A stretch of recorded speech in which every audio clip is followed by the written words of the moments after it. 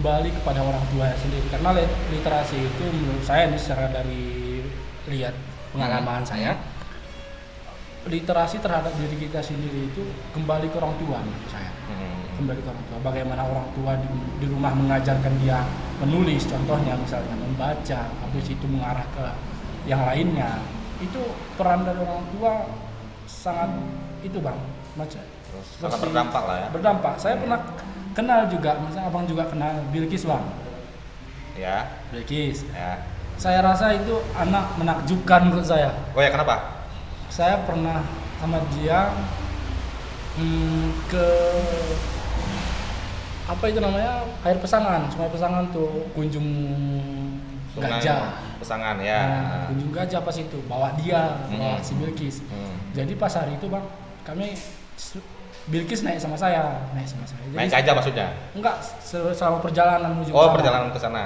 Jadi di perjalanan asik nanya, cerita dan sebagainya. Pertanyaannya pun pertanyaan yang menurut kita Ya, enggak di dia. Enggak dia seharusnya yang nanya. Pertanyaan itu mungkin levelnya berbeda dengan anak-anak yang lain mungkin gitu ya. Jadi kan pas masuk ke arah mau masuk ke Sungai Pesangan itu jalannya rusak bang. Jalannya rusak, jalannya belum apa. Jadi udah hampir setengah kami jalan. Si Bilqis bilang, kok kayak gini jalannya bang? Kayak mana pemerintahan kita nih? Jadi ya. Bilqis bilang, maksudnya ini kan hal yang bukan di dia maksudnya, bukan di dia. Nah, sampailah ke di sana, bang. Sampai di sana. Jadi sebelum kami ke gajahnya pas itu, jadi ada teman saya bahasa Inggris bang, bahasa Inggris, nggak tahu apa kalimat yang dia sampaikan.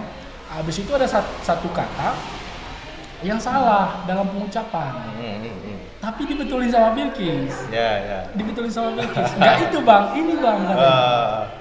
Kan udah susah sama saya. Jadi kan ini menurut saya peran dari orang tua, nggak mungkin kan Bilqis dari lingkungannya dapat hal-hal yang kayak gitu maksudnya. Dari segi bahasa Inggris misalnya. Itu peran orang tua sangat dibutuhkan di situ. Ada satu lagi, timbul pertanyaan dari saya pas itu nggak salah. Jadi bukan, teman saya cerita gini bang, Itu masih kejadian itu juga tuh? Di gajah. Oh ya.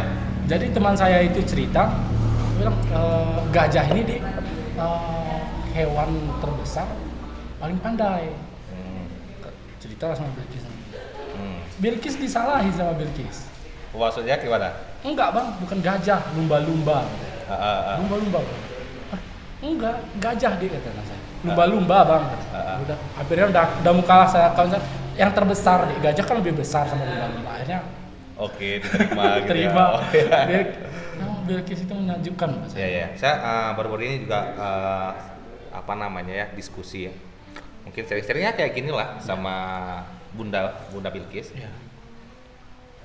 Ya betul yang kayak abang bilang tadi, adanya peran orang tua yang harus mendidik anaknya secara intensif lah, seperti itu, memperbanyak literasi. Dan kebetulan kan Bunda Bilqis ini dia kan membangun semacam taman bacaan. Dan ternyata dia bangun taman bacaan itu bukan hanya untuk Bilqis sendiri, untuk masyarakat lainnya. Untuk masyarakat lainnya kayak gitu. Jadi ini menarik nih kita bahas. Jadi sempat diskusi tadi beberapa waktu yang lalu sama Bunda Bilqis. Memang pada dasarnya kita nggak bisa menyalahkan masa lalu gitu kan. Kita nggak bisa menyalahkan masa lalu. Kenapa orang tua kita zaman nggak mendidik kita seperti ini? Kenapa orang tua kita zaman tidak memberikan pengetahuan hal-hal yang seperti sekarang gitu. Karena memang pada dasarnya mereka nggak ngerti, mereka nggak tahu. Artinya kita tidak bisa menyalahkan masa lalu, tetapi sekarang kita berada di masa kini, kita memberikan edukasi lain, edukasi yang lebih aktual terhadap anak-anak kita kayak gitu. Artinya selain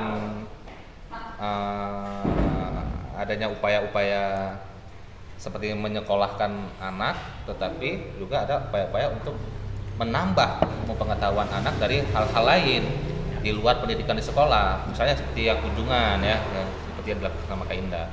Jadi ada sistem-sistem yang saya juga harus belajar dari beliau kan gitu untuk pengembangan pendidikan terhadap anak itu sendiri. Satu lagi saya pernah baca tulisan beliau ini terhadap pendidikan di sekolah.